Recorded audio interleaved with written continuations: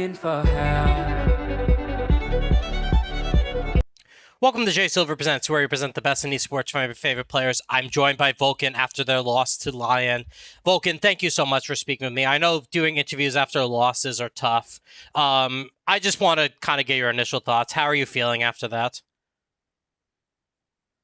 Yeah, I mean, feels bad. I think we had both good positions in both game one and three. We'll ignore game two because that one was kind of a disaster. But I think game one and three could have easily been wins if we had played a little bit differently here and there.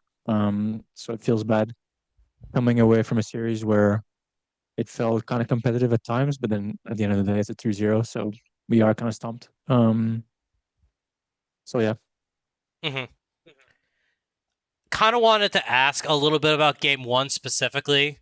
I think one of the things that kind of caused the game to flip was that Elder fight at the end of the game, or not the second Elder fight. Kind of wanted to get your thoughts on like the communication within these very difficult moments. I know you're a shot caller. I know Blabber's a shot caller. What's comms looking like in these really tense situations?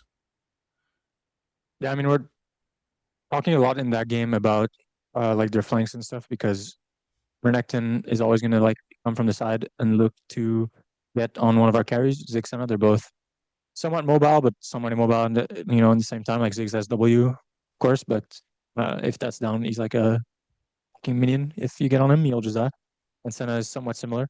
So we were talking a lot about finding Renekton and then trying to chunk him out on flanks. I think we did very well a couple times to like make the game hard for them, and then we had to just keep track of Wukong, who's like perma flashing in and trying to get on us, and then after that, yeah, like I mean, I don't know, it was a very chaotic game with like every team fight, but there was a lot of stuff going on. So we were talking about trying to cover our flanks.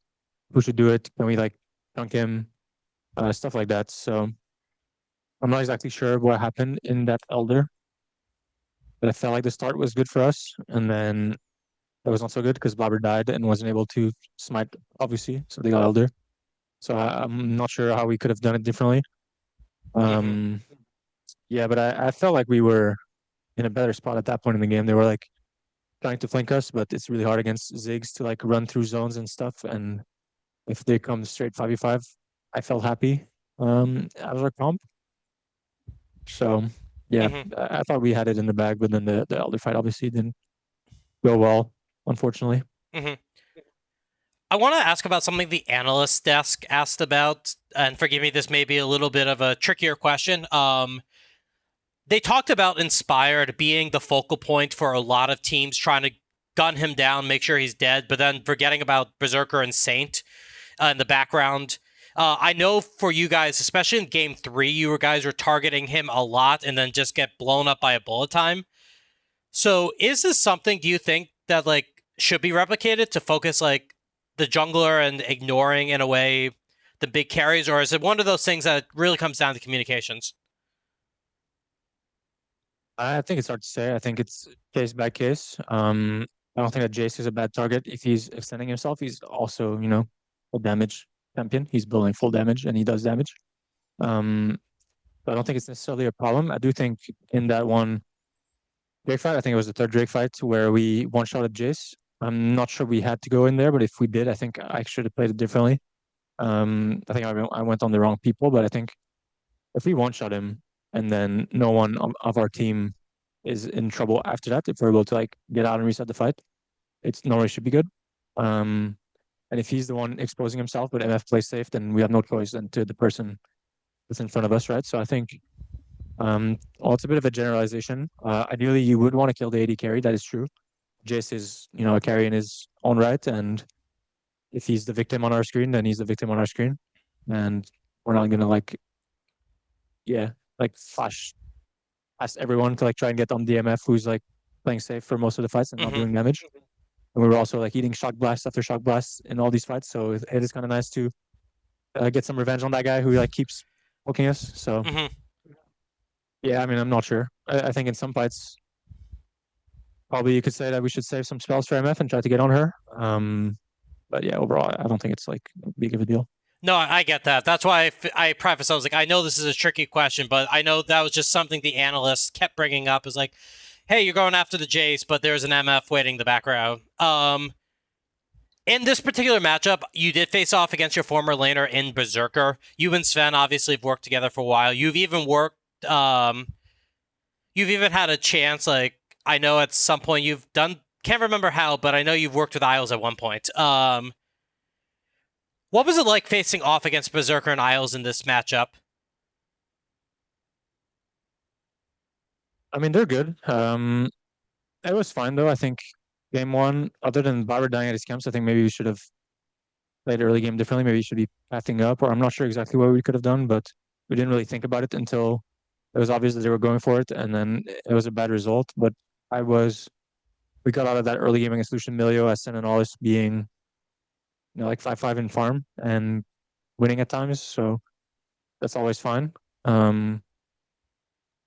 So I mean, yeah, I think they're good. They like would pressure you without being killable. I think that's what they're good at. They will play their lane right so that they can get pie when they should, and then they're hard to kill. Like they won't overextend, they won't breed for stuff, and I think they play smart. And yeah, I think there was one time during this game 3 when Berserker was on MF where he had no flash, and we're like obviously calling very hard that we want to go on him, but he wasn't giving angle and waiting for the fight to break out before he joined the action, where he was kind of difficult to kill. So yeah, I think they're both good players, and that's it. Want to ask quickly about the support meta. We kind of did see the Ardent Sensors and the Enchanters kind of get knocked down a peg, but we did still see Karma. We saw Karma from you today. We still saw the Bard. We saw Rakan, which I know isn't usually a big meta pick, but he came in this game. What are your thoughts on the overall support pools? Well, I think the balling meta, I mean, is revolving a lot around duos. You have like Asherafine, Lucian Milio, um, Caitlyn Bard's a duo. There's like after that, there's like Yunar Lulu, Korkinami. So a lot of time it's a lot of pairings, and you can't really play like Alistar or Leona's pretty bad. Like you can't play those champs into the combos because against Leona they'll run cleanse and then just push the whole game. Mm-hmm. And unless you get like a miracle, getting active thing as Leona going, it's probably not going to be super good for you. And yeah, I mean, enchanters were nerfed a little bit, but not enough to matter that much, I don't think. I feel like if you're able to push as an enchanter and go to team fights and offer more value at a Drake fight, at a Baron fight, or whatever, than an engaged champ, then yeah, they're going to keep getting picked. Mm-hmm. Cloud9's road is not over yet. You guys will have to face Team Liquid in the first week of Arizona, which I'm excited. I'll be there, so I'll get to see you guys play that. Is there anything you could take away from this game that will help you prepare for Team Liquid? Yeah, I mean, I think there's many points that we can take. I think we should look at our team fighting, and when we have the positions where we're winning, we just need to convert, and we didn't do that a couple times today. And yeah, I mean, like I said earlier, it's like it was a 3-0, but it felt like it was competitive in 2 of those games. Like we could have won in a different world. So I think we just need to keep our confidence up. And I always think that a team coming from lower bracket and building momentum, let's say we play against CL, we play a good series, we get momentum. I think we can have the upper hand into the line rematch, and that's just what we have to do. So yeah, we'll see you next week.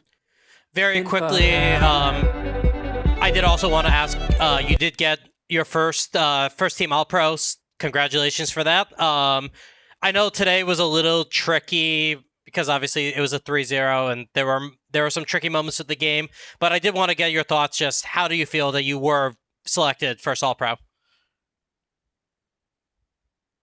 I mean, it wasn't a big surprise. I think just because of the stretch of games where I wasn't dying and like playing team fights well and stuff, I think it was kind of secured. And obviously we finished first, and generally whichever team finishes first gets their support to be first, because like supports it's like the kind of role where if you're winning, you look like you're smurfing, and if you're losing, you look like an idiot. And so not a big surprise. It's nice, but yeah, I mean, there's more important things to be won, and we'll focus on that for next week. Lastly, anything you want to say to the fans of C9? Yeah, thank you for cheering for us. Hope I see you guys in Arizona next week, and we'll try our best to bounce back from this. All right, but that's all the questions I have. Vulcan, it's always a pleasure to chat with you. I will see you in Arizona, and best of luck in your game next week versus Team Liquid. Thank you. See you there. In for help.